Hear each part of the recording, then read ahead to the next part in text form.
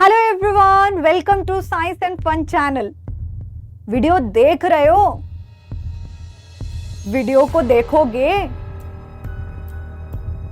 कहानी तो नहीं सुन रहे? हंसो मत। हंस क्यों रहे हो? बहुत हंसी आ रही है। तुम तो हंस रहे थे ना, तुम आगे भी हंसोगे। अरे मैम सुनो सुनो सुनो। नहीं सुनती मैं। अरे सुनो तो सही।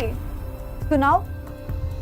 मैं ये लेक्चर देख रहा हूं तो मैं पढ़ा रही हूं, तो ये कौन से टेंस में आएगा?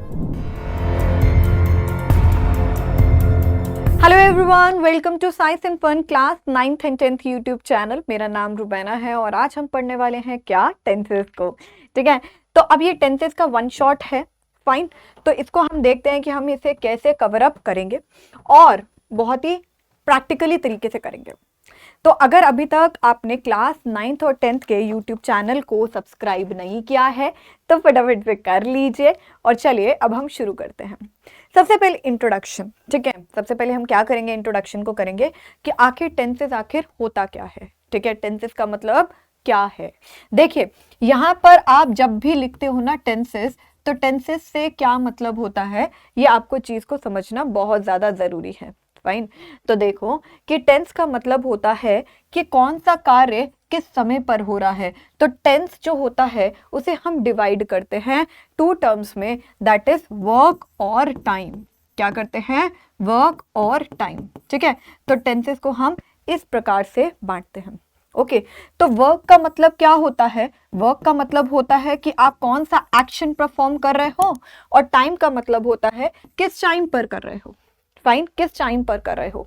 तो अल्टीमेटली हम टाइम को बेटा डिवाइड करते हैं 4 कैटेगरीज में। क्या करते हैं? 4 कैटेगरीज में डिवाइड करते हैं। मैम 4th तो नहीं पता है, लेकिन 3 तो हमें भी पता है। मैंने कहा बताओ कौन सा है।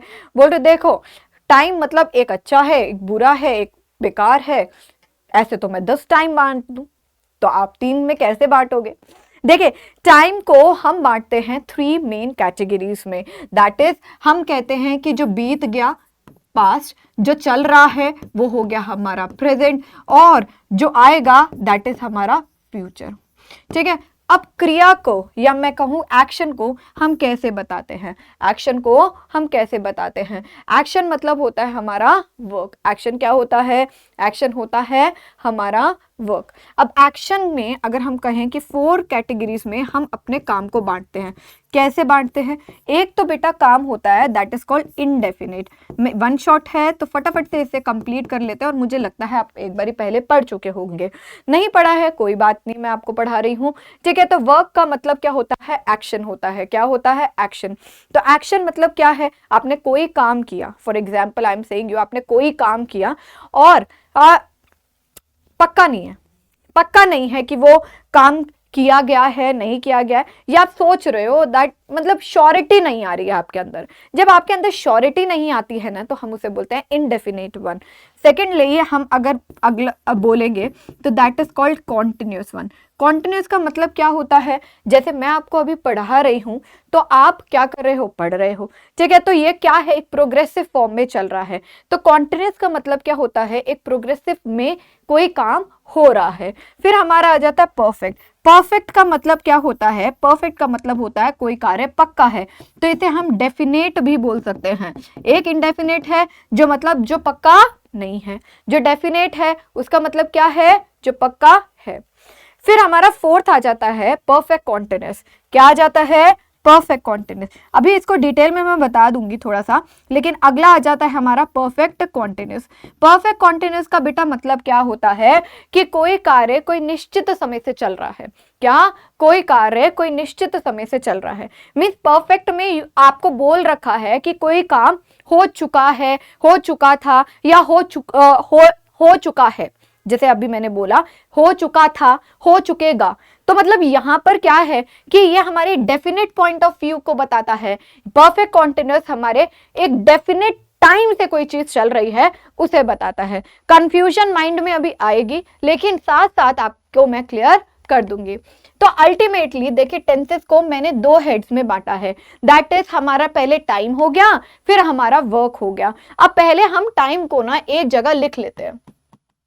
क्या कह रही हूं, टाइम को हम एक जगह लिख लेते हैं। टाइम होता है हमारा क्या, टाइम होता है हमारा प्रेजेंट, जो चल रहा है, जो बीत गया वो पास्ट हो गया, और जो आएगा वो फ्यूचर हो गया। टाइम ऐसे ही होता है, जो चल रहा है, जो जा चुका है और जो आएगा, राइट। तो प्रेजेंट का मतलब क्या होता है, वर्तमान काल। वर्तमान काल का मतलब होता है कि जैसे आप अभी पढ़ रहे हैं, क्या करते हैं, आप अभी पढ़ रहे हैं और मैं आपको पढ़ा रही हूं, तो प्रेजेंट का ये चीज आ गई।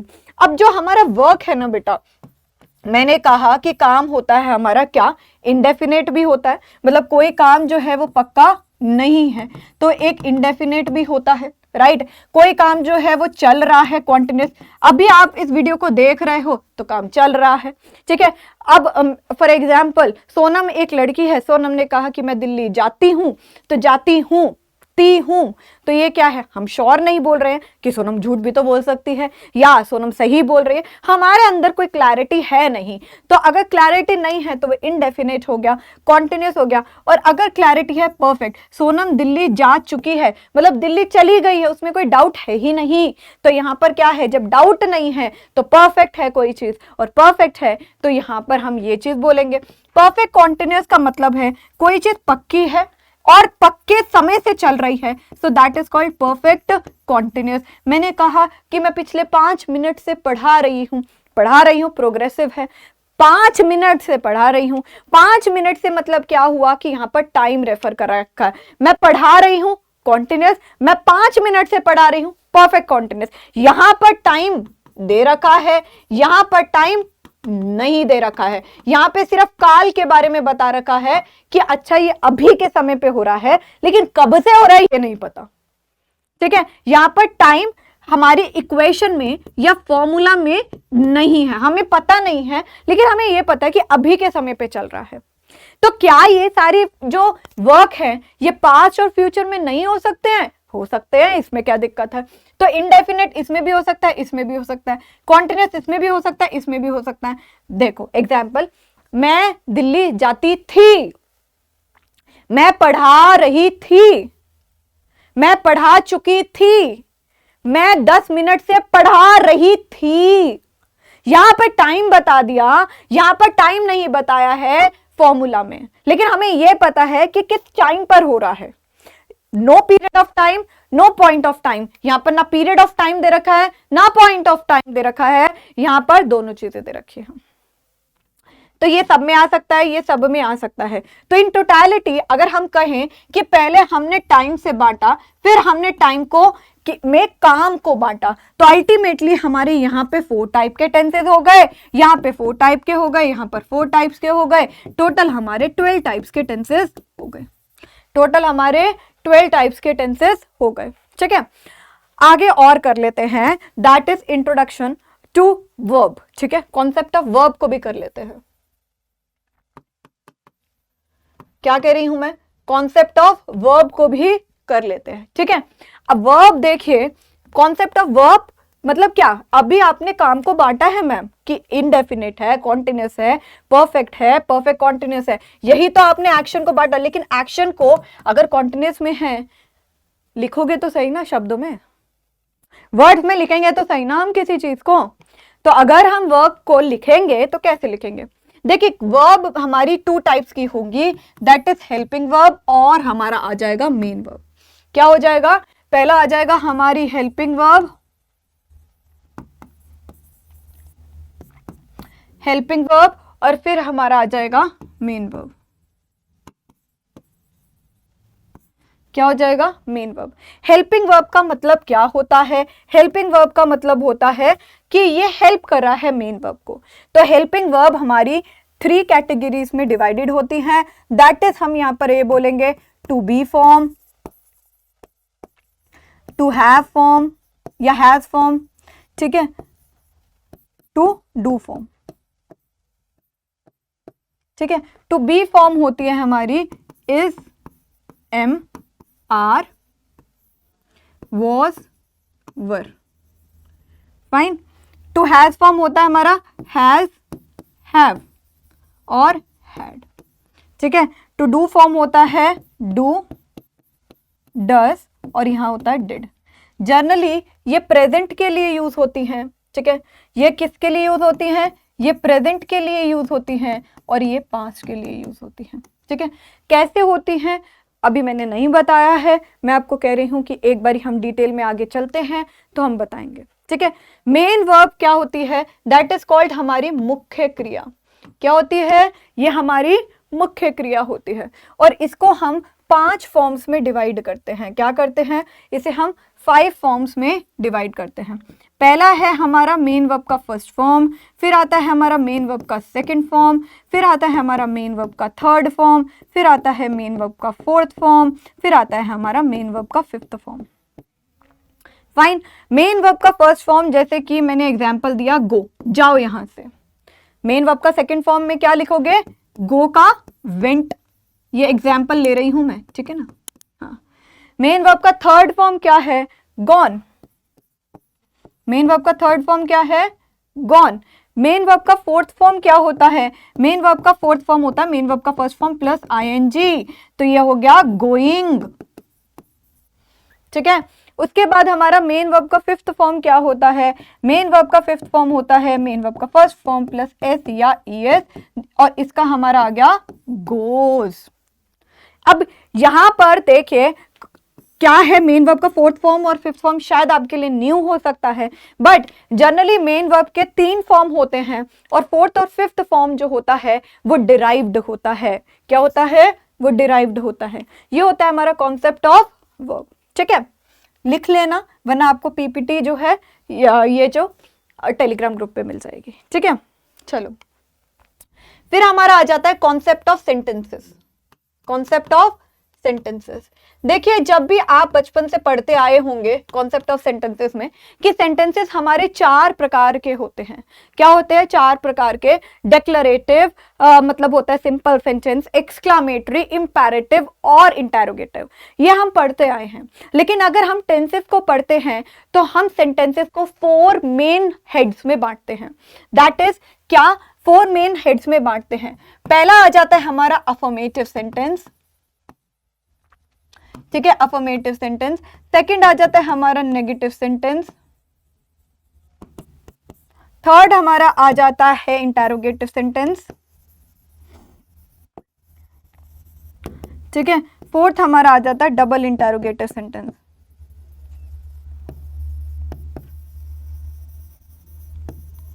क्या आ जाता है? फोर्थ हमारा आ जाता है डबल इंटरोगेटिव सेंटेंस। ठीक है, क्या ये सेंटेंसेस मैम हर टेंस में एप्लीकेबल है? हाँ जी, हर टेंस में एप्लीकेबल है। तो अगर हम अफर्मेटिव सेंटेंस के बारे में बात करते हैं तो हमारी इक्वेशन, अफर्मेटिव क्या है बेटा? पॉजिटिव सेंटेंस है। तो पॉजिटिव जैसे हम बोलते हैं subject plus helping verb plus main verb plus object, इसी में हर टेंस के हिसाब से हम इक्वेशन को फिल आउट करते हैं, नथिंग एल्स, और कुछ भी नहीं है।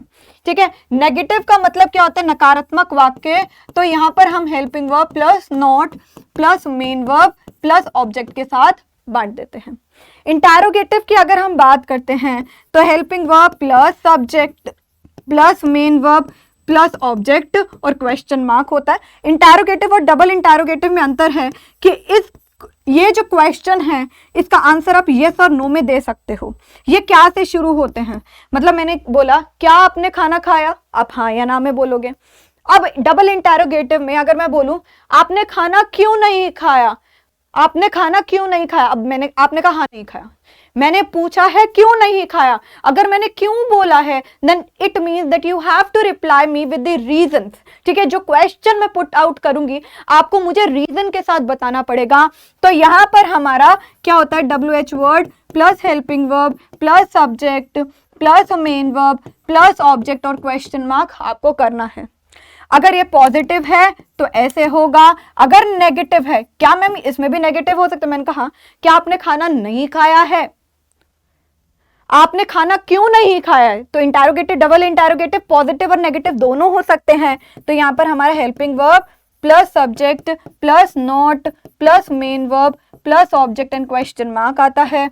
इसमें WH word helping verb plus subject plus main verb, अब यहां नॉट तो लिख दूं, plus main verb plus object और क्वेश्चन मार्क आता है। ठीक है, तो ये जो कॉन्सेप्ट ऑफ सेंटेंसेस हैं, these are applicable to all 12 type of tenses and you just have to add कि कौन सी हेल्पिंग वर्ब कौन सी मेन वर्ब है, नथिंग, इससे ज्यादा कुछ नहीं करना है इसमें। ठीक है, तो अब हम करते हैं टेंसेस का प्रेजेंट टेंस। ठीक है, अब टेंसेस का प्रेजेंट टेंस मैंने आपको वैसे बहुत डिटेल में बता दिया है कि इनडेफिनेट का मतलब है पक्का नहीं है। ठीक है, मतलब कोई जो आप कह रहे हो पक्का नहीं है, हिंदी गलत हो जाती है, माफ करिएगा। ठीक है, दूसरी बात, अगर कोई ह्यूमन एरर आ जाता है लिखते टाइम तो उसको भी माफ करिएगा। ओके, ये जो टेंस है ये क्या करते हैं, ये एक्सप्रेस करता है कोई एक्शन को जो करेंटली चल रहा है, मतलब कि ये प्रेजेंट की बात कर रहा है ना, और हैबिचुअली परफॉर्म मतलब हैबिट्स, ठीक है, रूटीन, स्केड्यूल, इसको प्रेजेंट टेंस बताता है। ठीक है, और हम प्रेजेंट टेंस को 4 कैटेगरीज में बांट देते हैं, that is present indefinite, present continuous, present perfect continuous. इसको हम इस तरीके से बांट देते हैं। तो अब हम सबसे पहले स्टार्ट करते हैं हमारे प्रेजेंट इंडेफिनिट टेंस पर। ठीक है, प्रेजेंट इंडेफिनिट टेंस पर देखिए बेटा, प्रेजेंट इंडेफिनिट टेंस जो होता है, सबसे पहले अगर मैं यहां पर कहूं कि ये हमारी किसको बताता है, ये हमारे को किसको बताता है बताइए। सबसे पहले हमारे हैबिचुअल एक्शंस को बता देता है। ठीक है, ये हमारे हैबिचुअल एक्शंस को बताता है, मतलब हैबिट्स को बताता है। ठीक है, सेकंड हमारे ये जनरल ट्रुथ या मैं ये कहूं यूनिवर्सल ट्रुथ को बताता है। जैसे कि मैंने कहा the sun rises in the east, universal truth है, मैं झूठ तो बोल ही नहीं रही हूं इसमें। ठीक है, साथ ही साथ अगर मैं इसके बारे में बात करती हूं तो ये हमारे इंपैरेटिव सेंटेंसेस में भी यूज होता है। ठीक है, to show imperative sentence.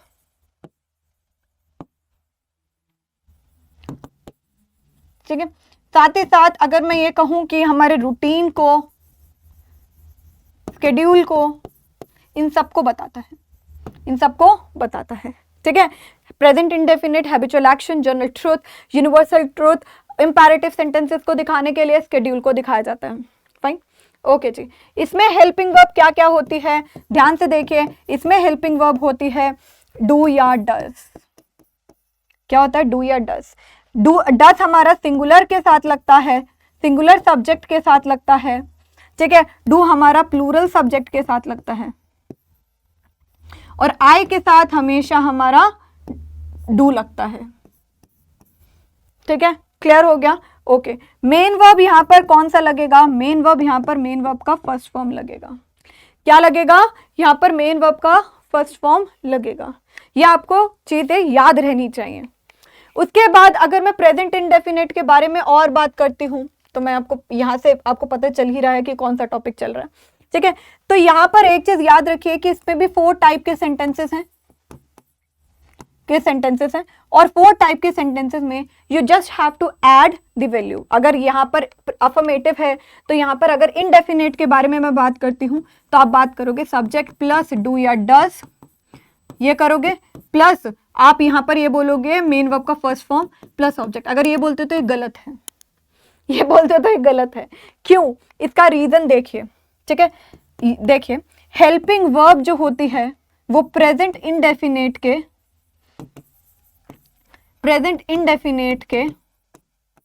Affirmative sentence में नहीं आती है, अफर्मेटिव सेंटेंस में नहीं आती है। ये रूल लिख लीजिए, बहुत शॉर्ट में बता रही हूं।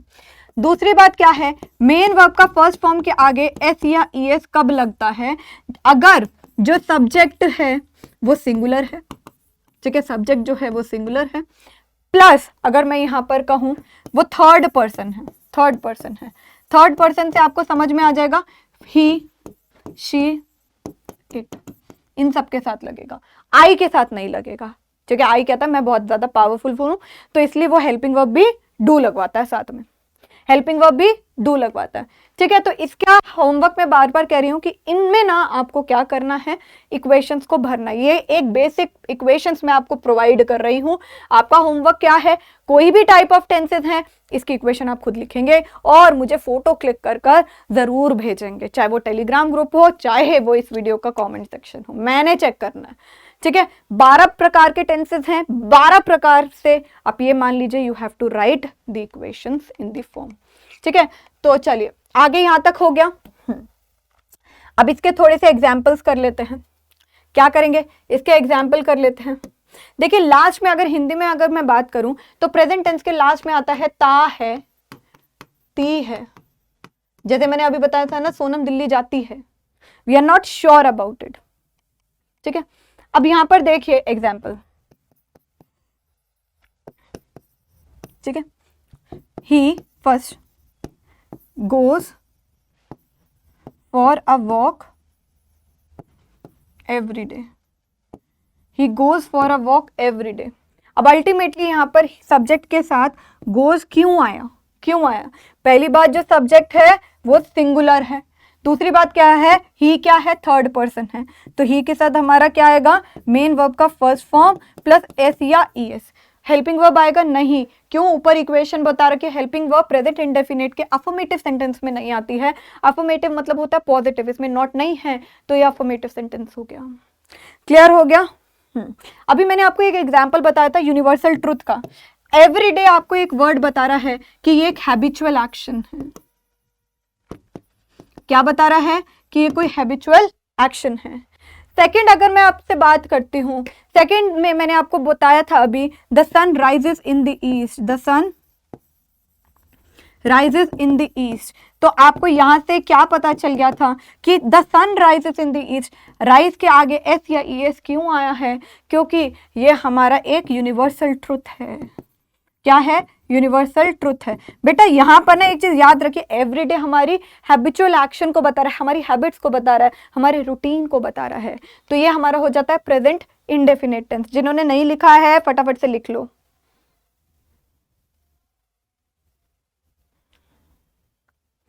चलिए, प्रेजेंट इंडेफिनिट के बाद अब हम आ जाते हैं प्रेजेंट कॉन्टिन्यूस पे।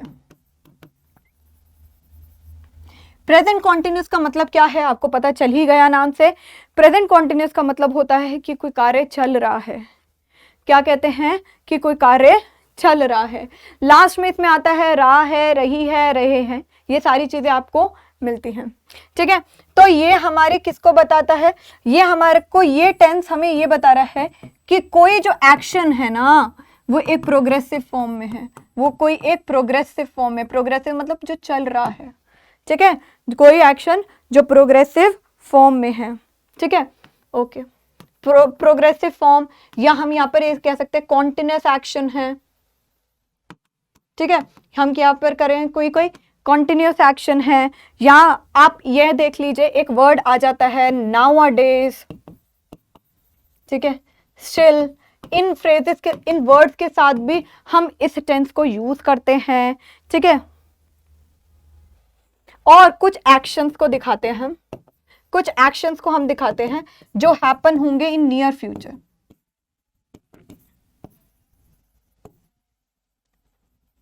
मतलब क्या है बेटा, इसका मतलब यह है कि अगर कोई हैपन होगा फ्यूचर में, ठीक है, तो वो तो फ्यूचर का टेंस हो गया ना, लेकिन इट डजंट मीन कि वो बहुत ही आगे जा रहा है, मतलब अभी कोई प्रोग्रेसिव फॉर्म में जल्दी हो जाएगा। हमने अगर ये लेक्चर को पढ़ा, हम जल्दी खत्म कर देंगे, है ना। तो ये होता है हमारा प्रेजेंट कॉन्टिन्यूस। लास्ट में इसके आता है रहा है,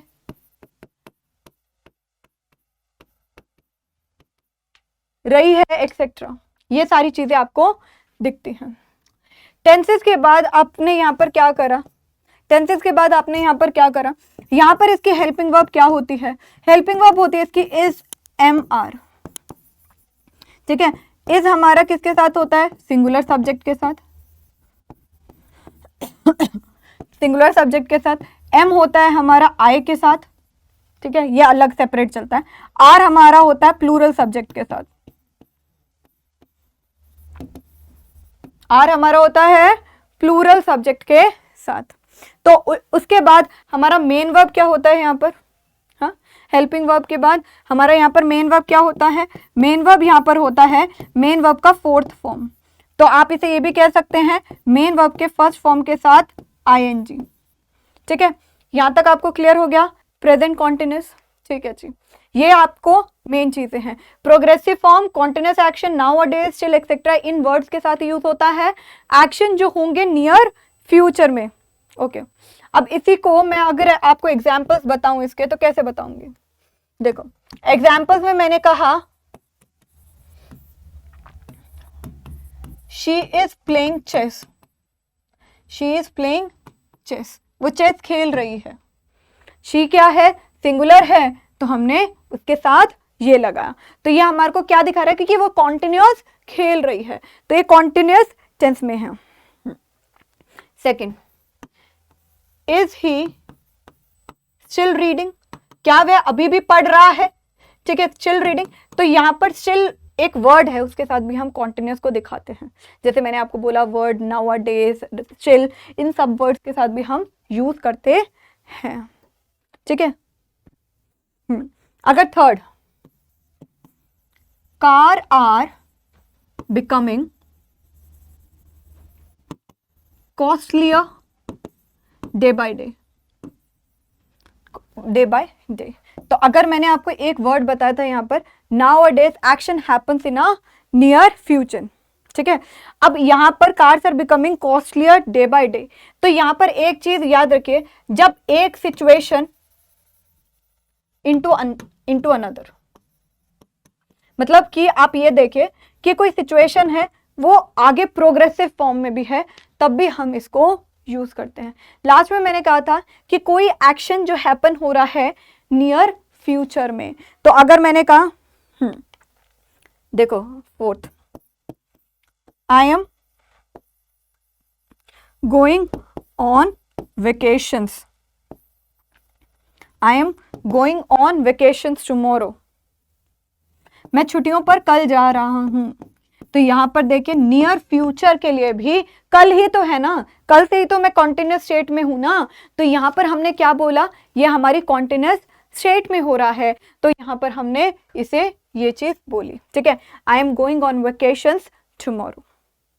क्लियर हो गया आपको यहां तक, क्लियर हो गया आपको यहां तक, जल्दी जल्दी लिख लीजिए। अब हम चलते हैं हमारे किस पर, प्रेजेंट परफेक्ट पर, ठीक है, प्रेजेंट परफेक्ट पर।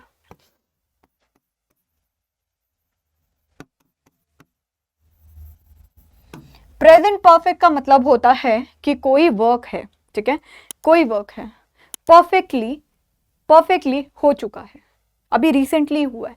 देखिए यहां पर कॉन्टिन्यूअस नियर फ्यूचर को बता रहा था, ये अभी अभी just ended.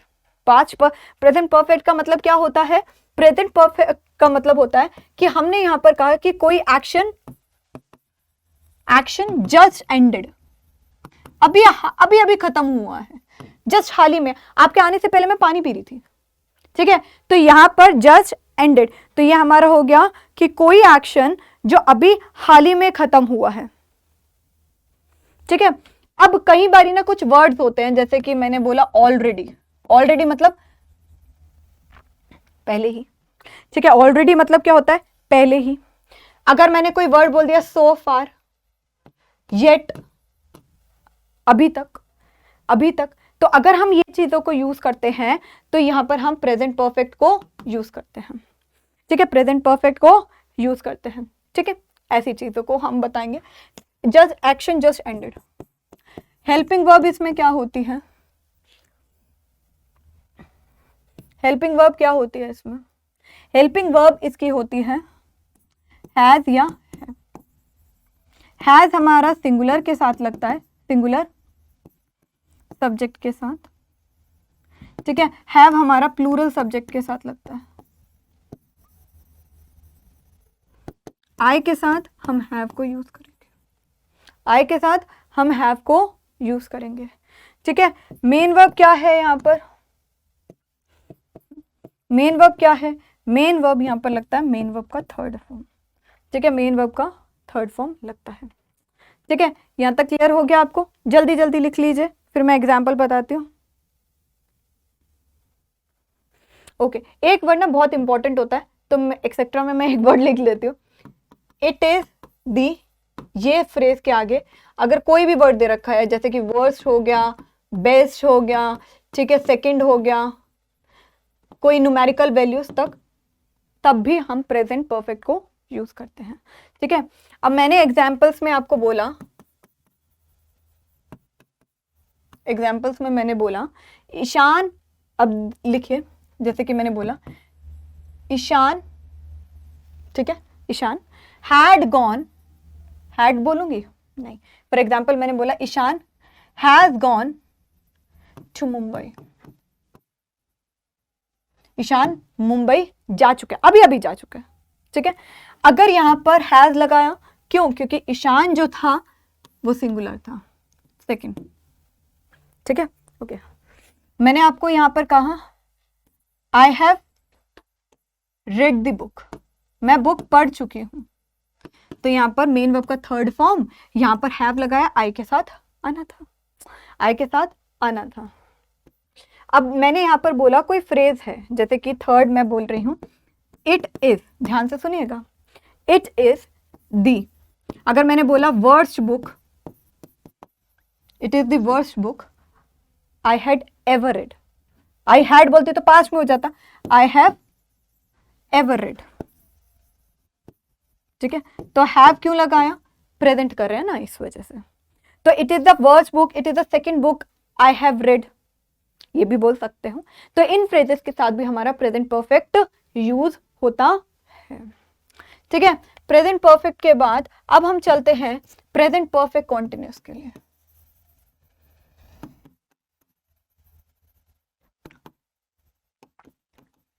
Present perfect continuous का मतलब क्या है, मैं हिंदी में बताती हूं। अगर आप कॉन्टिन्यूअस को देखेंगे, ठीक है, ध्यान से देखिए, अगर आप कॉन्टिन्यूअस को देखते हो, ठीक है, और अगर आप परफेक्ट कॉन्टिन्यूअस को देखते हो, डिफरेंस क्या है आपको एग्जाम्पल से ही पता चल जाएगा, हिंदी में बताऊंगी, ठीक है। ओके, मैं पढ़ा रही हूं, मैं पढ़ा रही हूं, ठीक है। हिंदी गलत हो जाए तो माफ करना। ओके, मैं लिख दिया था। ओके, मैं 2 घंटे से पढ़ा रही हूं,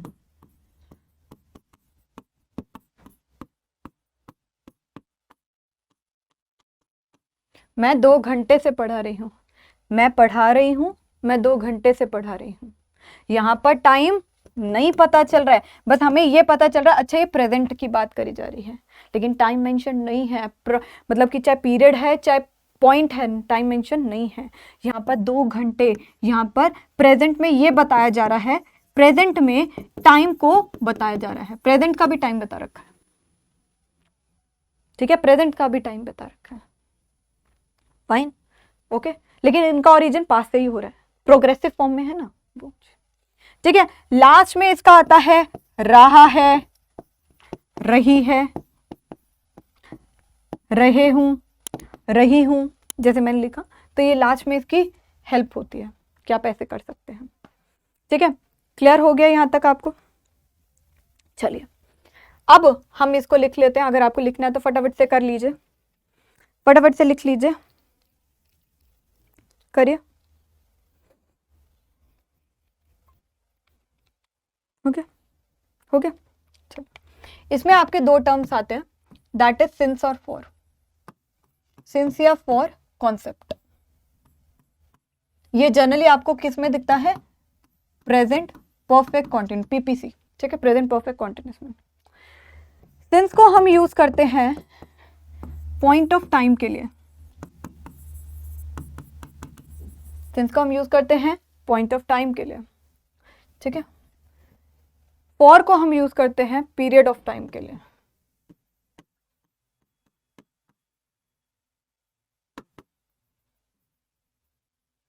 पीरियड ऑफ टाइम के लिए। सिंस को हम यूज करते हैं पॉइंट ऑफ टाइम के लिए, फॉर को हम यूज करते हैं पीरियड ऑफ टाइम के लिए, ठीक है। तो यहां पर अगर पॉइंट ऑफ टाइम के लिए बोले, जैसे मैंने कहा since 2 PM, 4 PM, 6 PM, 7 PM, ठीक है। सिंस मंडे, मंडे से लेकर आप संडे तक लेकर जा सकते हैं, मतलब डेज के नाम, वीक डेज के नाम, ठीक है। अगर मैंने बोला यहां पर since morning, afternoon, evening, part of day के साथ भी हम यूज करते हैं, ठीक है। यहां पर अगर मैंने सिंस बोला, अगर आपको यहां पर दे रखा हो लास्ट वर्ड, लास्ट, पिछले, लास्ट मंथ, ईयर, वीक, तब भी कर सकते हो, ठीक है। सिंस अगर ईयर है तो सिंस का नाम ईयर में भी बोल सकते हो आप, जैसे 1950, 1960 एक्सेट्रा, आप सिंस का यूज कर सकते हैं। अगर मैं यहाँ पर कहूँ आपको, यहाँ पर मंथ बोला है, तो अगर यहाँ पर बोल रखा है जुलाई, ठीक है, जुलाई, अप्रैल एक्सेट्रा, तब भी आप यूज कर सकते हैं। पीरियड ऑफ टाइम के लिए जैसे फॉर एग्जाम्पल मैंने बोला फॉर, क्या बोला, फॉर, मैंने कहा फॉर 4 आवर्स, पीरियड है टाइम का, ठीक है। फॉर 3 वीक्स, कौन से 3 हफ्ते हमें नहीं पता। फॉर 2 डेज, कौन से 2 डेज हमें नहीं पता है, ठीक है। तो फॉर तब लगाया जाता है जब पीरियड ऑफ टाइम दे रखा होता है, सिंस तब लगाया जाता है जब पॉइंट ऑफ टाइम दे रखा होता है, ठीक है। तो इसकी जो इक्वेशन होती हैं ये सबसे अलग होती हैं, चाहे वो प्रेजेंट की हो, पास्ट की हो, फ्यूचर की हो, इक्वेशन और यू कैन से फॉर्मूला। तो इसको मैं एक बारी बता देती हूँ ताकि आपको दिक्कत ना आए, ठीक है।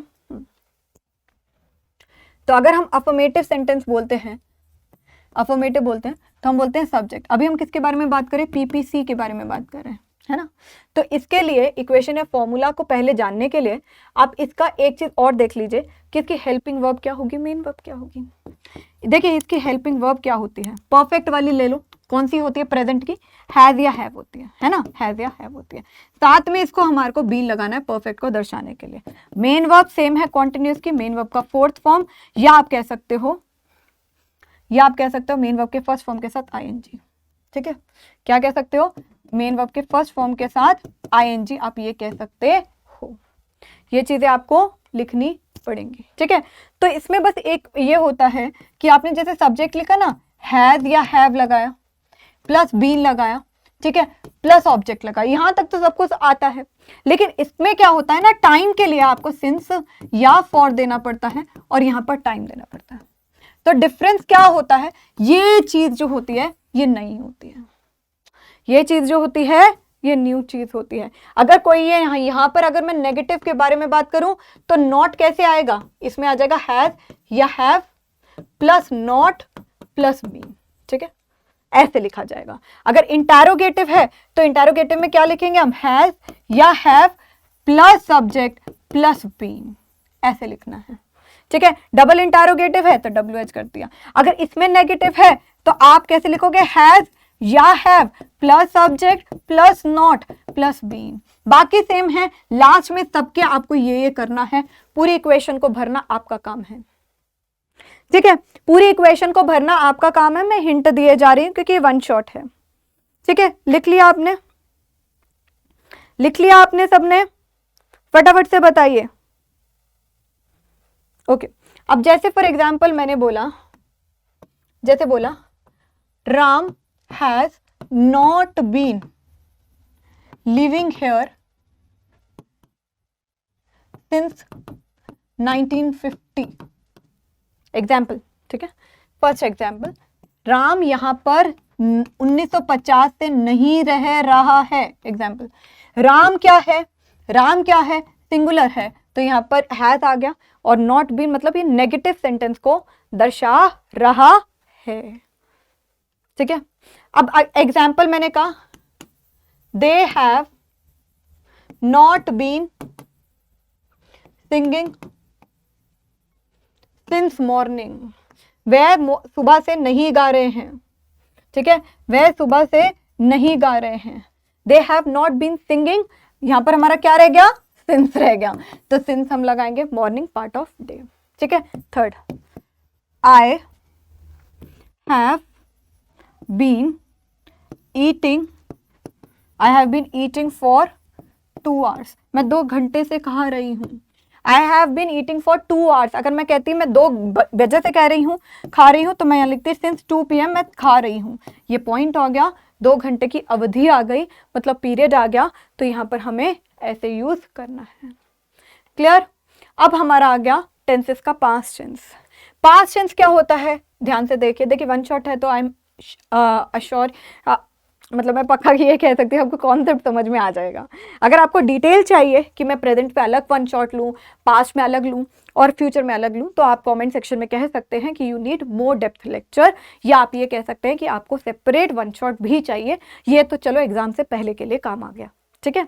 लेकिन मुझे ऐसा लगता है कि आपको इतने टेंसेस आते हैं कि इतना डेप्थ नहीं चाहिए, लेकिन चाहिए तो आप कह दीजिए कि ये तो एग्जाम के लिए ओके है लेकिन यू वांट कि सेपरेट वन शॉट, तो आप बोल सकते हैं, ठीक है। टेंसेस में हमारा पास्ट टेंस आ जाता है, ठीक है। पास्ट टेंस में हम क्या क्या बोलेंगे? पास्ट टेंस में अगर आप बोलोगे, ये जो टेंस होते हैं ये एक्सप्रेस करते हैं कोई एक्शन को जो हुआ है, या हम ये कह सकते हैं that previously exist like present tense, past tense. और ये भी क्लासिफाई करते हैं हम 4 पार्ट्स में, जैसे कि सिंपल पास्ट, प्रोग्रेसिव और पास्ट परफेक्ट और पास्ट परफेक्ट कॉन्टिन्यूअस, ठीक है। तो इसे भी हम 4 कैटेगरीज में यहाँ पर बांटते हैं। तो ये जो टेंस होते हैं ये एक्सप्रेस करते हैं एक एक्शन को जो हुआ है या जो प्रीवियसली एग्जिस्ट किया है प्रेजेंट टेंस में। तो पास्ट टेंस को भी हम प्रेजेंट टेंस की तरह ही क्या कर सकते हैं, बांट सकते हैं, ठीक है। ओके, तो अब हम बात कर लेते हैं किस पर? अब हम यहाँ पर बात करते हैं प्रेजेंट इंडेफिनिट पर। किस पे बात करते हैं? प्रेजेंट, सॉरी पास्ट पे, है ना।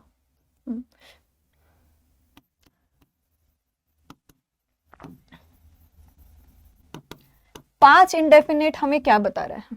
पांच इंडेफिनिट मतलब लास्ट में आएगा ता, था, ती, थी, एक्सेट्रा, ये सारी चीजें हमारी आ जाती हैं। पांच इंडेफिनिट हमारे पांच के एक्शंस को बताएगा।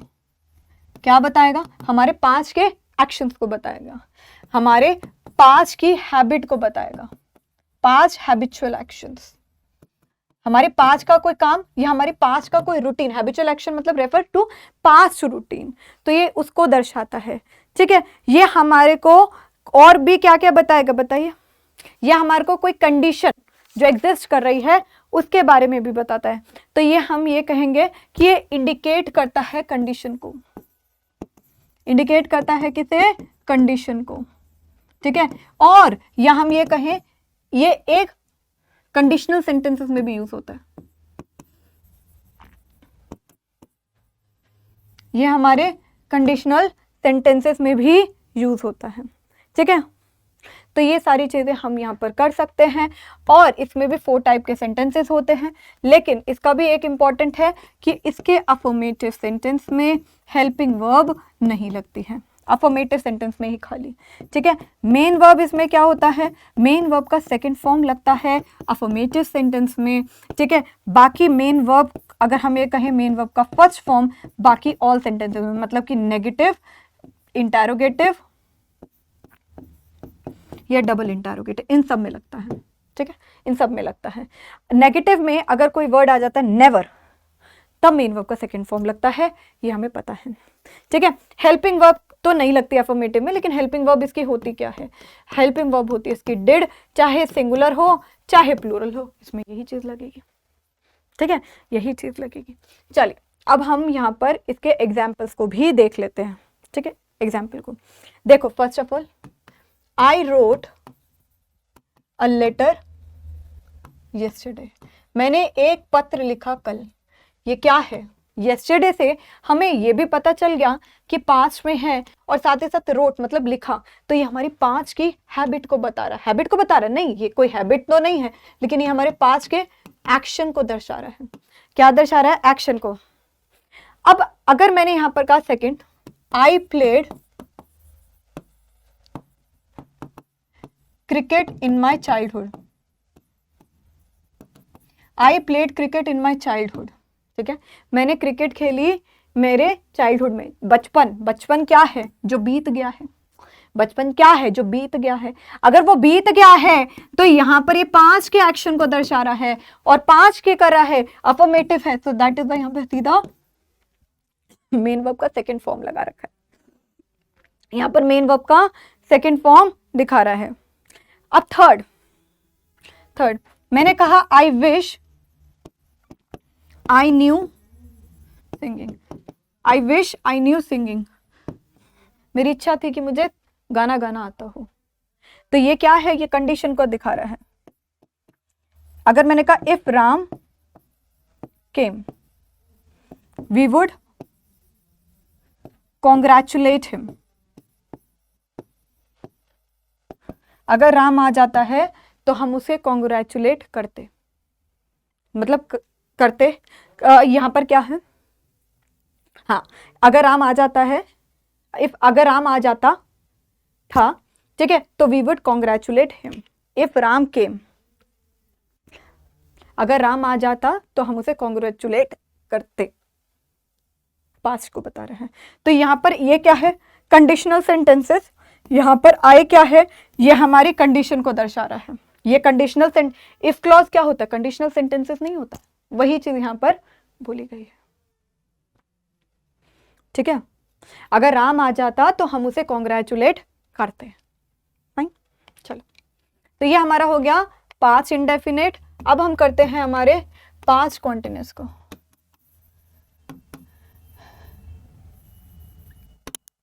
पास्ट कॉन्टिन्यूअस का मतलब क्या है, कोई काम जो है वो पास्ट में चल रहा है, ठीक है।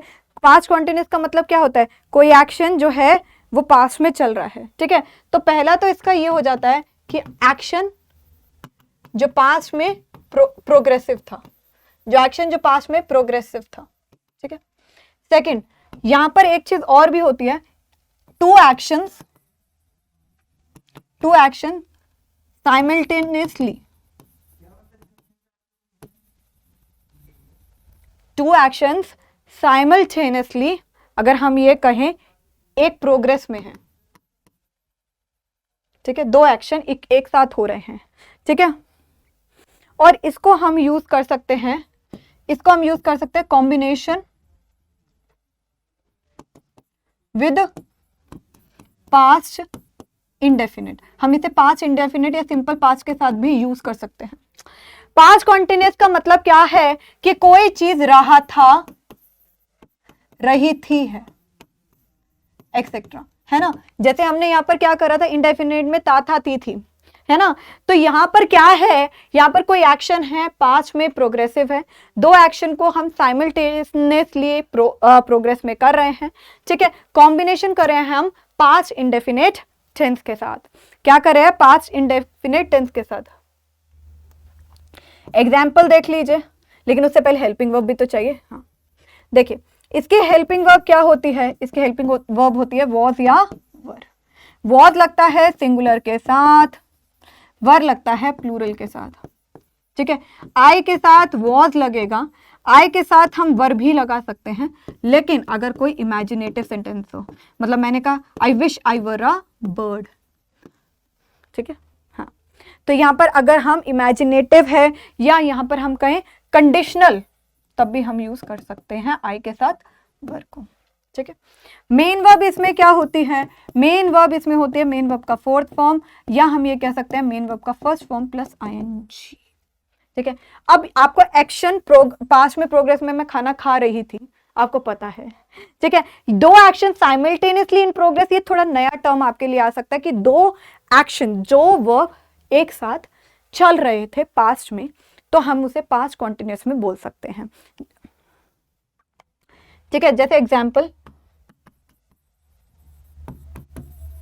जैसे मैंने कहा I was reading a book, I was reading a book, मैं किताब पढ़ रही थी, ठीक है, ये सिंपल हो गया। सेकंड, यहां पर मैंने कहा वाइल शी वॉज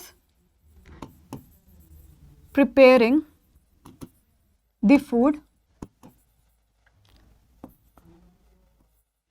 वाइल, ठीक है, फूड, उसके बाद I was taking the shower, I was taking the shower.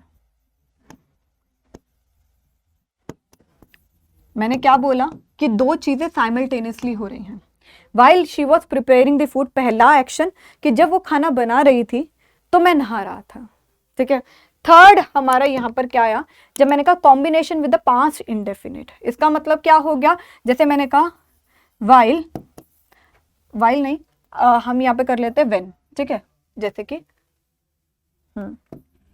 When I was going to school, comma a dog bit me, ठीक है। तो यहां पर बिट क्या है, बाइट का सेकेंड फॉर्म, तो जब मैं स्कूल जा रहा था तो कुत्ते ने काट लिया। Fourth, I wish I were a bird.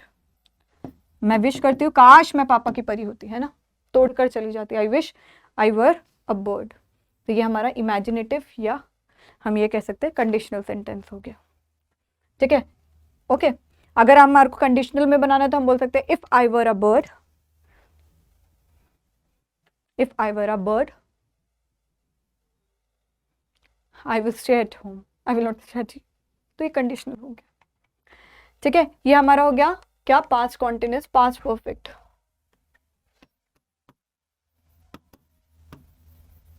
Past perfect का मतलब है कोई एक्शन पास्ट में हुआ है, कोई एक्शन पास्ट में हो चुका है। ठीक है, तो इसमें हम क्या बोलेंगे, लास्ट में होता है चुका था, चुकी थी। ठीक है, पास्ट परफेक्ट, चुका था, चुकी थी। कोई एक्शन पास्ट में हो चुका था। ठीक है, तो यहां पर एक चीज और भी होती है, यहां पर अगर दो एक्शंस हो रहे हैं, अगर टू एक्शंस हैपेंड और कंप्लीटेड, ठीक है, अगर पास्ट में दो एक्शन हो गए या कंप्लीट हो गए तो क्या करोगे, फर्स्ट एक्शन को आप पास्ट परफेक्ट में लिखोगे और दूसरे एक्शन को आप पास्ट मतलब सिंपल पास्ट में लिखोगे या पास्ट इंडेफिनिट में लिखोगे। ये चीज भी आपको याद रखनी है, और ये चीज ना कोई बताएगा नहीं। सब बोलेंगे कि कोई चीज पास्ट में हो गई, कोई चीज पास्ट में हो गई, ठीक है, हो चुकी थी, परफेक्टली हो चुकी थी, कंप्लीटेड हो चुकी थी, उसे हम पास्ट परफेक्ट कहते हैं। ये थोड़ा सा हाई लेवल है जिस पे क्वेश्चन लगभग बनते हैं। इसमें आपको वर्ड मिलेंगे बिफोर और आफ्टर, ये इसी का टर्म है, बिफोर और आफ्टर। ये वर्ड्स आपको दिखेंगे, कैसे कंबाइन करूंगी मैं बताऊंगी अभी। ठीक है, ओके। और यहां पर ये एक चीज और चीज के लिए यूज होता है, टू एक्सप्रेस, या हम ये कहेंगे टू एक्सप्रेस अनफुलफिल्ड विश। जो पास्ट में आपकी कोई इच्छा थी, पास्ट में वो पूरी नहीं हुई, उसको भी दर्शाने के लिए हम पास्ट परफेक्ट को यूज करते हैं। देखो, कोई चीज हो चुकी थी या चुका था, ये तो हमें पता है यार। मैं खाना खा चुकी थी, मैं खाना खा चुकी थी, मैं सो चुकी थी, ये तो हमें पता है ना, ये हमें पता है, ये नहीं कोई नया पॉइंट है। ठीक है, तो यहाँ पर हेल्पिंग वर्ब क्या होती है, हेल्पिंग वर्ब पास्ट परफेक्ट है तो यहाँ पर हैड होगी, चाहे सिंगुलर है प्लूरल है। ठीक है, और साथ में मेन वर्ब क्या होगी, मेन वर्ब का थर्ड फॉर्म होगा। ठीक है, अब ये चीज इंपॉर्टेंट है, ये चीज आपको थोड़ी सी समझानी है। ठीक है, अब देखो पास्ट परफेक्ट के एग्जाम्पल, मैंने कहा दो एक्शंस हुए हैं पास्ट में, क्या बोला, दो एक्शन हुए हैं पास्ट में। देखो पहला, the patient had died before the doctor came. Before the doctor came. Second, he came after she had gone. हाँ, यही तो मेन दिक्कत है कि यहाँ पर हम ये भूल जाते हैं। देखिए, जब भी आप दो चीजों को चलाओगे, दो एक्शंस को करोगे, तो बिफोर और आफ्टर वाला वर्ड यूज करोगे। ठीक है, वरना नहीं लिख पाओगे। मैंने कहा द पेशेंट हैड डाइड, ये आपको दिख रहा है, मेन वर्ब का परफेक्ट वाला है, ये थर्ड फॉर्म हो गया, है ना। ये क्या हो गया, ये क्या हो गया, ये हमारी परफेक्ट का हेल्पिंग वर्ब हो गई। आपको पता चल रहा है। अब यहां पर जब बिफोर दे रखा है तो पहले बताइए पहला एक्शन कौन सा हुआ है, पहला एक्शन कौन सा हुआ है, पहले पेशेंट मर गया था, बाद में डॉक्टर आया था। तो जब भी सेकंड एक्शन है तो वो सिंपल पास्ट में, ये मेन वर्ब का सेकंड फॉर्म, हेल्पिंग वर्ब आपको दिख रही है, नहीं दिख रही। यहां पर आपको क्या दिख रहा है, यहां पर आपको क्या दिख रहा है, यहां पर आपको दिख रहा है कि ये परफेक्ट में यूज करी गई है। तो फर्स्ट एक्शन हमेशा परफेक्ट में लिखा जाएगा, सेकेंड एक्शन सिंपल में लिखा जाएगा। अब यहां पर आफ्टर है तो उल्टा नहीं करना है। देखिए, पहला action he came after she had gone, वो आया बाद में जब वो चली गई थी। तो पहले तो वो चली गई थी ना, पहले तो एक्शन, फर्स्ट एक्शन क्या है ये, सेकंड एक्शन क्या है कि वो फिर आया था। तो सेकंड एक्शन को सिंपल में लिखेंगे और फर्स्ट एक्शन को हम परफेक्ट में लिखेंगे। This is the main difference that you have to write. ये आपको लिखना है, ये आपको लिखना है। जैसे मैंने कहा third, I had hoped that he would pass. I had hoped that he would pass। अब यहाँ पर I had hoped that he would pass का मतलब क्या हो गया? यहाँ पर आप अगर देखेंगे कि मैंने इच्छा करी थी, मेरी अनफुलफिल्ड है कि वो पास हो जाएगा, he would pass। ठीक है, would पास्ट को दर्शा रहा है, अनफुलफिल्ड विश को भी दर्शाते हैं। तो ये पास्ट परफेक्ट हो गया। अब हमारा पास्ट परफेक्ट कॉन्टिन्यूअस,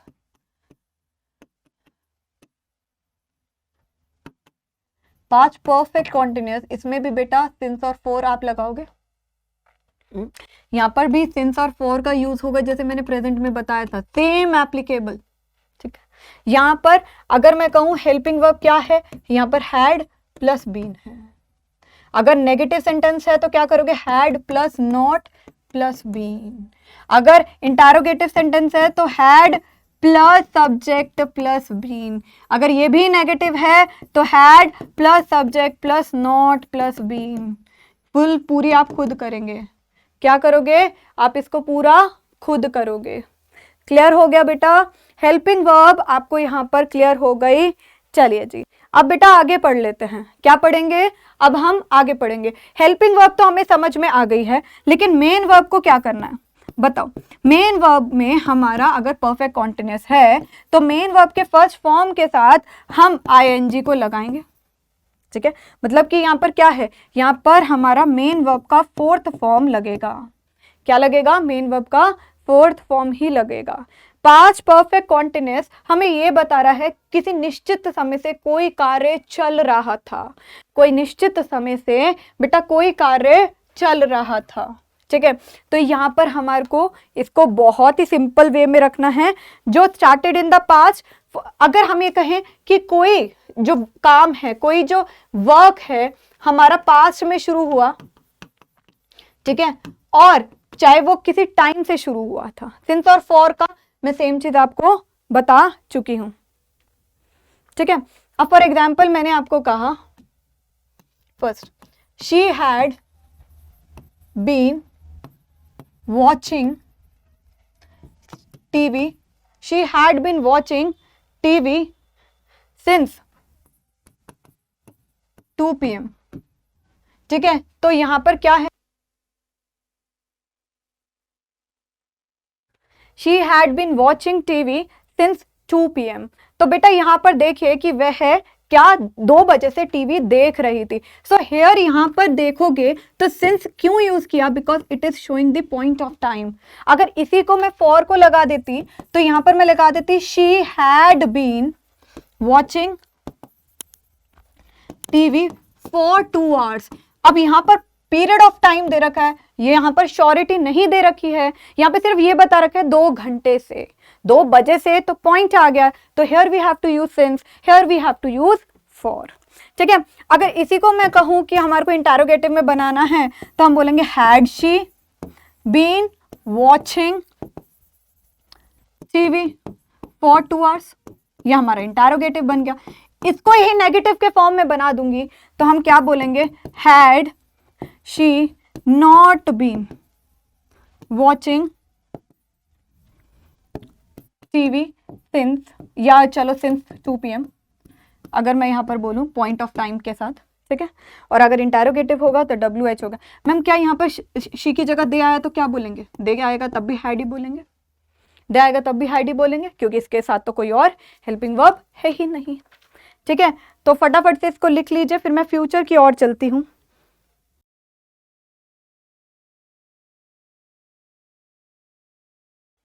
अब हमारा आ गया फ्यूचर टेंस।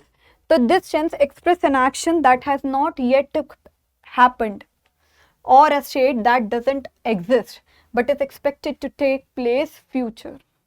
ये वो टेंस है जो एक्सप्रेस करता है किसी एक्शन को जो अभी तक हुआ नहीं है।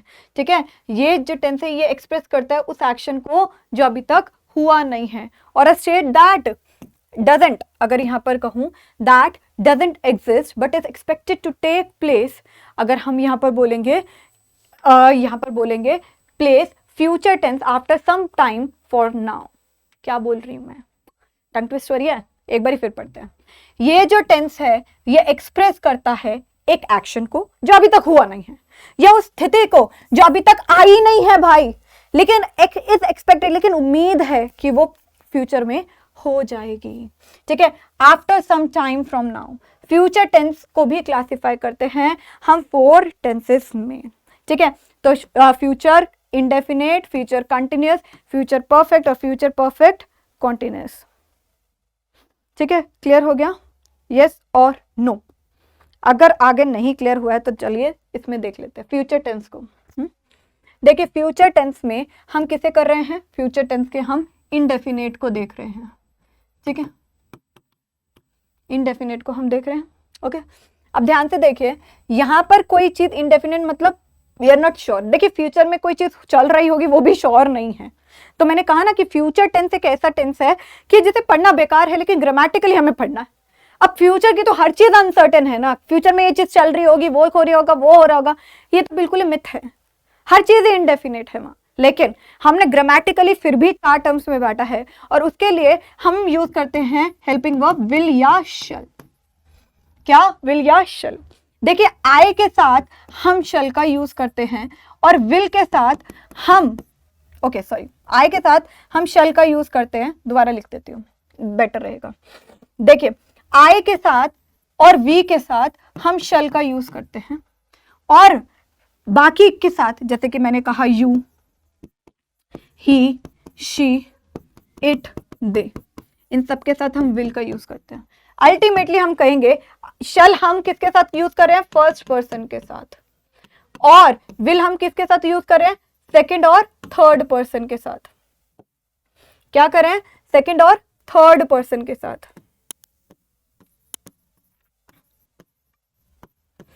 एक बात मैम, हम तो हमेशा बोलते हैं I will do my work, I shall do my work, तो बोलते ही नहीं। फिर कैसे हुआ? फिर कैसे हुआ? देखिए अगर मैं यहां पर कह रही हूं कि आपको क्या करना है, देखिए अगर मैं यहां पर कह रही हूं कि आपको क्या करना है, यहां पर याद रखिए आई और वी के साथ हम विल का यूज कर सकते हैं मॉडर्न इंग्लिश के, ठीक है, एज पर मॉडर्न इंग्लिश। लेकिन आई और वी के साथ हम विल को इंटरोगेटिव सेंटेंस में यूज नहीं कर पाएंगे। Will I do my work, wrong English.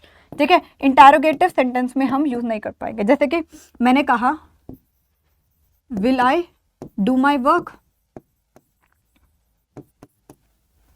ये सेंटेंस गलत हो जाएगा। हम यहां पर हमेशा शैल आई डू माई वर्क ही बोलेंगे।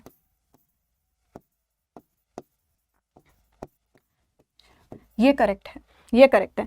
तो आई और वी के साथ हम विल को यूज नहीं कर सकते इंटरोगेटिव।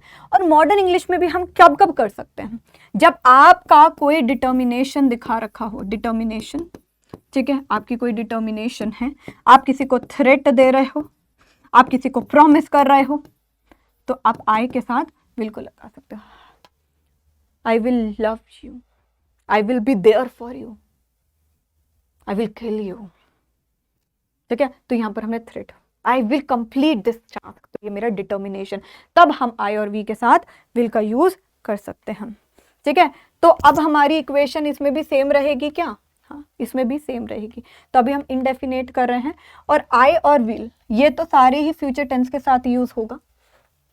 ये सारे ही फ्यूचर टेंस के साथ यूज होगा, इसमें बस एडिशन होता जाता है। तो इंडेफिनेट में तो विल और शल ही है। ठीक है, विल और शल ही है। फॉर एग्जाम्पल मैंने क्या बोला, she will call you, she will call you. ठीक है, तो यहाँ पर हेल्पिंग वर्ब ये हो गई, मेन वर्ब यहाँ पर मेन वर्ब का फर्स्ट फॉर्म हो गया। ठीक है, हो गया। She will call you, second, she will call you. क्या ये गलत है? गलत नहीं है। ठीक है, क्या ये गलत है? नहीं है, ये मॉडर्न इंग्लिश के अकॉर्डिंग ठीक है। अगर मैंने बोला विल शी कॉल यू, ये ठीक है? नहीं, ये गलत है, यहां पर शल आना चाहिए। इंटरोगेटिव में यूज नहीं कर सकते हैं। ठीक है, शल आना चाहिए, वरना ये गलत हो जाएगा, शल आना चाहिए। क्लियर हुआ? क्लियर हो गया? क्लियर हो गया? चलिए,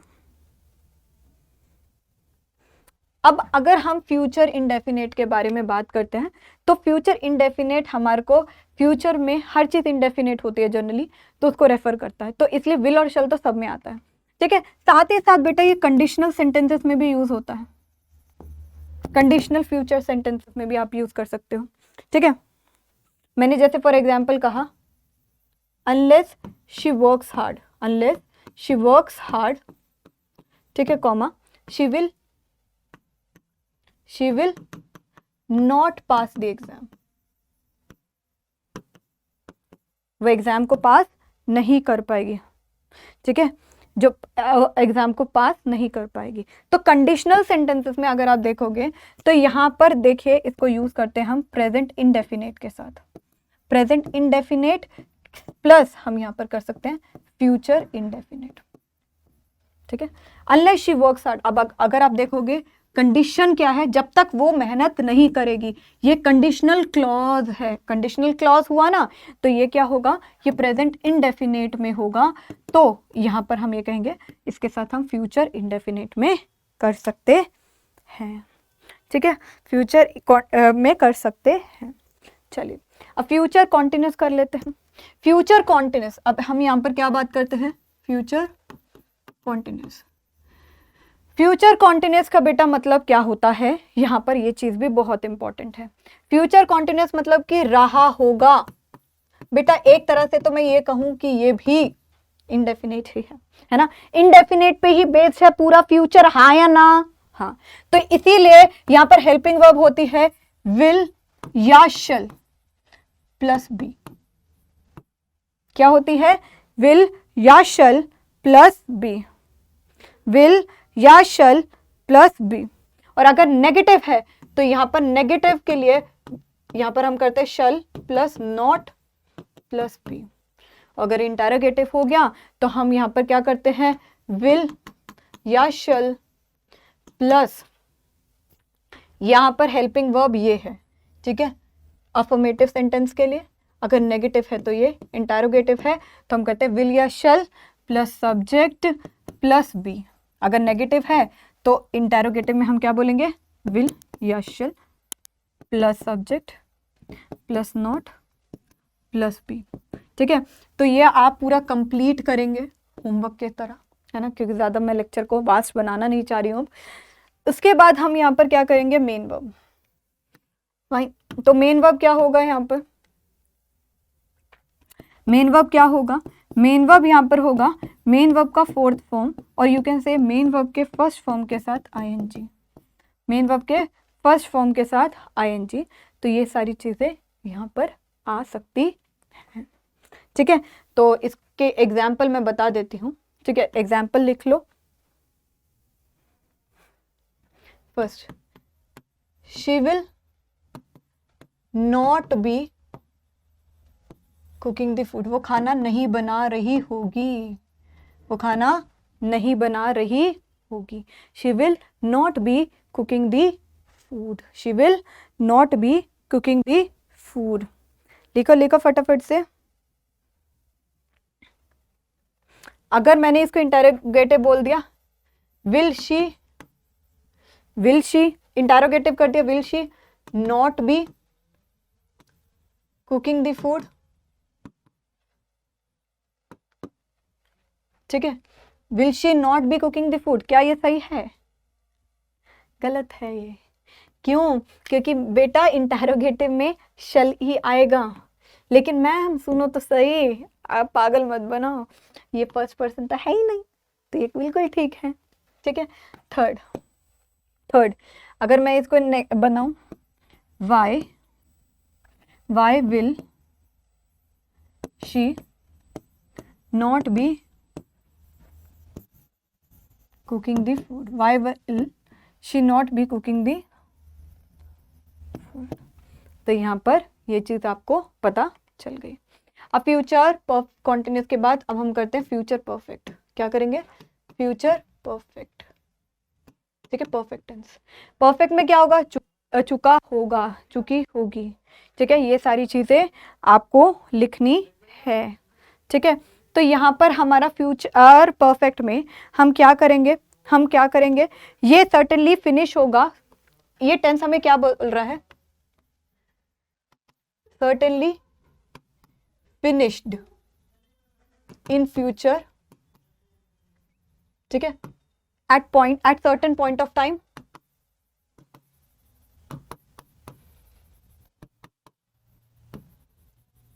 ये हमारा यूज हो सकता है, ठीक है। तो इसकी हेल्पिंग वर्ब क्या होगी बेटा, हर चीज क्या है, इनडेफिनेट है फ्यूचर में, तो यहां पर हम बोलते हैं विल या शेल प्लस हैव, ये हमारी हेल्पिंग वर्ब है। अगर हेल्पिंग वर्ब है, अगर नेगेटिव सेंटेंस है तो विल या shell plus not plus have, ठीक है। और अगर इंटरोगेटिव सेंटेंस है तो विल या shell plus subject plus not plus have, ठीक है। ऐसे बनाना है, ऐसे बनाना है, इसको ऐसे बनाना है। लिख लिया, लिख लिया, फटाफट से लिखो, फटाफट से लिखिए।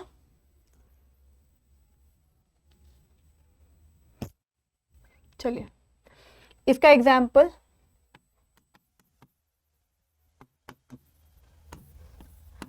she will have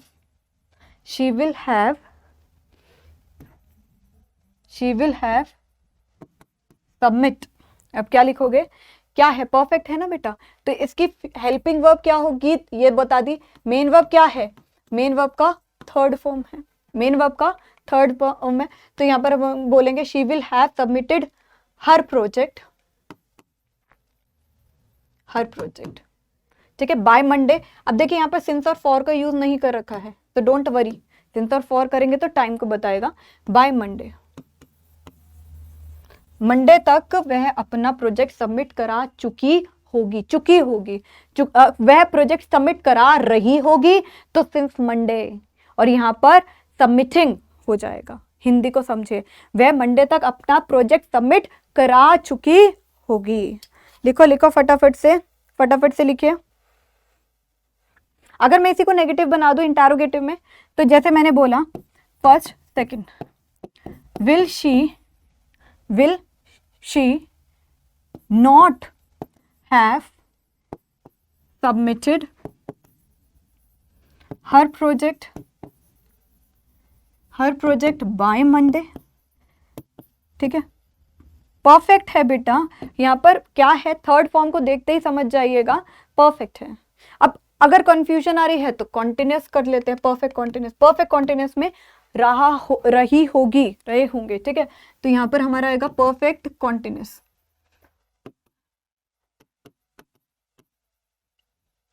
क्या आ जाएगा, परफेक्ट कॉन्टिन्यूस।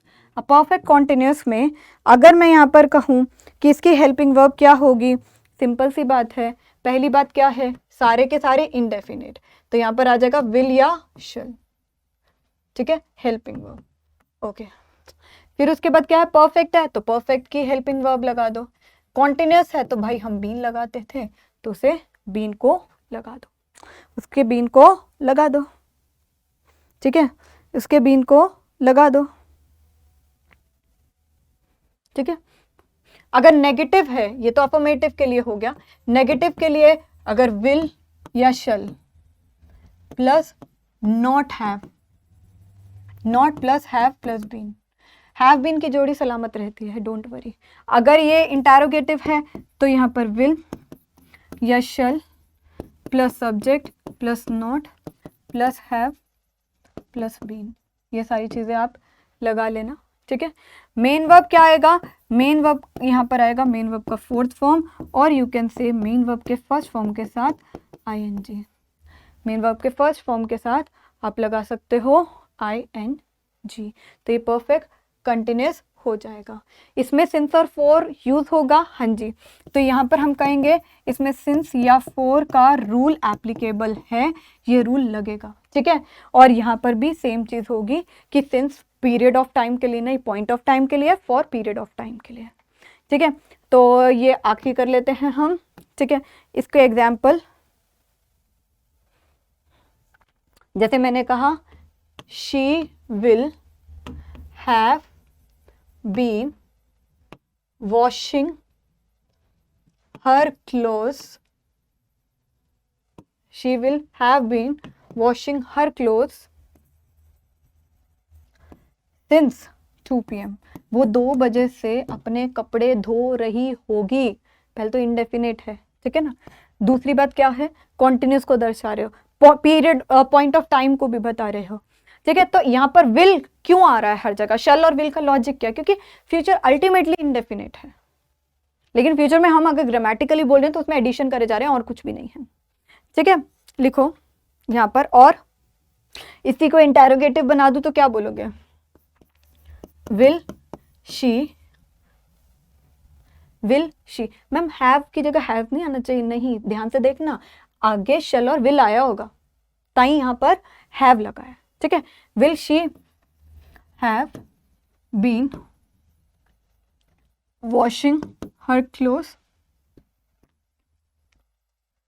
For 2 hours। चलो थोड़ा सा हो गया, क्या वह अपने कपड़े 2 घंटे से धो रही होगी। तो यहां तक ये चीज आ गई। ठीक है, यहां तक ये चीज आ गई। ठीक है, तो अल्टीमेटली हमने क्या करा है, फ्यूचर टेंस को कंप्लीट कर लिया। इन समरी अगर मैं आपको बोलना चाहूं, समरी में मैं आपको ये कहूंगी कि 12 टाइप्स के टेंसेस होते हैं। ठीक है, ऑफ टेंसेस होते हैं। वर्ब जो होती है, अगर मैं कहूं, वर्ब 2 टाइप्स की होती है, हेल्पिंग वर्ब और मेन वर्ब होती है। ठीक है, ये चीजें आपको याद रखनी है। फाइन, और सेंटेंसेस 4 टाइप के सेंटेंसेस होते हैं। इन शॉर्ट मैं कहूँ 6 टाइप्स के हो जाएंगे, अगर पॉजिटिव, नेगेटिव, इंटेरोगेटिव के भी मानोगे। थोड़ा सा ये क्या है, क्वेश्चन है, इसे फटाफट से करते हैं। ठीक है, ये क्वेश्चन है, इसे फटाफट से कर लेते हैं। My husband and I will dash the banquet. तो क्या करोगे, क्या बोलोगे इसमें, आंसर क्या है, my husband and I will attend. क्या बोलोगे, माई हस्बैंड और आई विल अटेंड। ए आएगा, क्यों, क्योंकि फर्स्ट फॉर्म लगाना है, तो यहां पर a is the correct one, attend.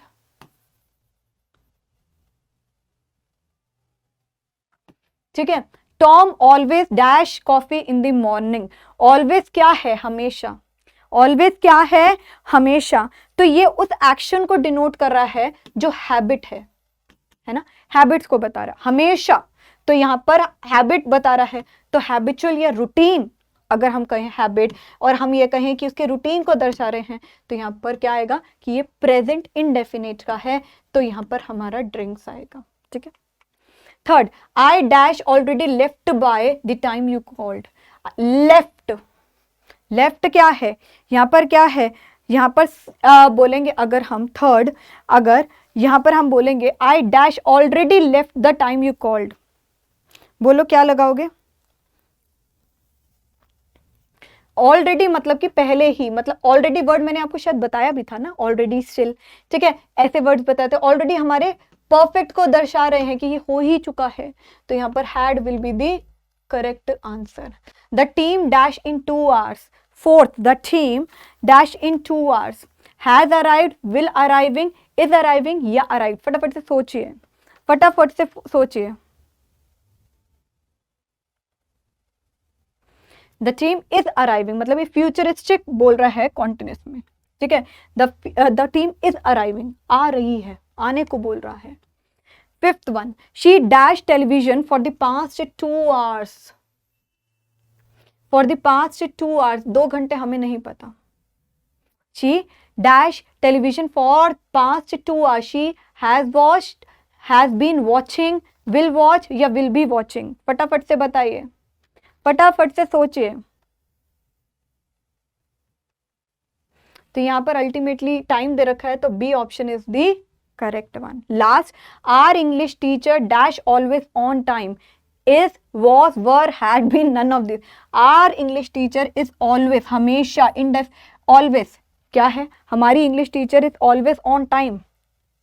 Was, were, has been. थोड़ा सा सोचिए, सोचिए, मेरे हिसाब से तो यहाँ पर ए आना चाहिए, क्योंकि ये हैबिट को बता रहा है। ऑलवेज मतलब क्या बोल रहा है, हैबिट को बता रहा है, हमेशा। तो यहाँ पर हम इसका यूज करेंगे, ठीक है, इसका यूज करेंगे। क्यों? क्योंकि ऑलवेज मतलब हमेशा, प्रेजेंट के बारे में बोला जा रहा है, तो यहाँ पर और कुछ नहीं है प्रेजेंट का, हैज बीन, ये तो परफेक्ट को बताता है। तो यहाँ पर ये क्या है, वॉस, ऑलवेज, हमेशा, ठीक है। तो अगर आपको कोई दिक्कत है, परेशानी है तो बता दीजिए।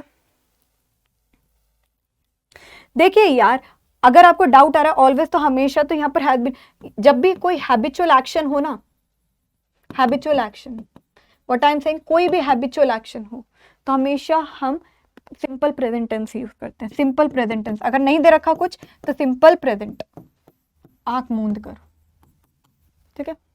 तो ये था आपका वन शॉट टेंसेस का, और पूरे हमने कॉन्सेप्ट के साथ रिवाइज किया है। अगर आपको और प्रैक्टिस चाहिए और वर्कशीट्स चाहिए तो जल्द ही हम इसके और लेक्चर लेकर आएंगे, ठीक है। तो होप आपको ग्रामर का वन शॉट टेंसेस का अच्छा लगा हो। Thank you so much everyone. ध्यान रखिएगा अपना, साइंस और फन चैनल पर जुड़े रहिए, वीडियो को लाइक, चैनल को सब्सक्राइब करना मत भूलिएगा। अब मैं रुबैना तलवार जा रही हूँ यहाँ से, बाय बाय, टेक केयर।